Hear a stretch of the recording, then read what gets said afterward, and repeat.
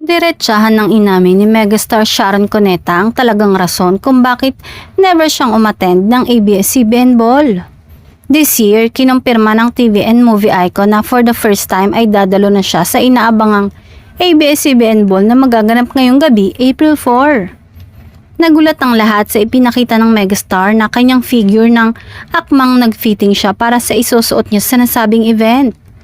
Ibinahagi din ni Sharon na lagi siyang naiimbitahan sa ABS-CBN Ball taon-taon, pero siya ang nagde-decide na wag umattend sa kadahilan ng hindi niya feel, at sinabi niya din na she was always so fat, that's why she never felt her best self.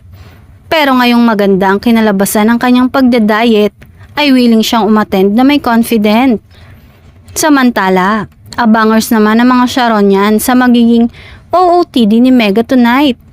Ang tanong na lang kung rarampa siya ng solo o kasama ang kanyang asawang si Attorney Kiko Pangilinan.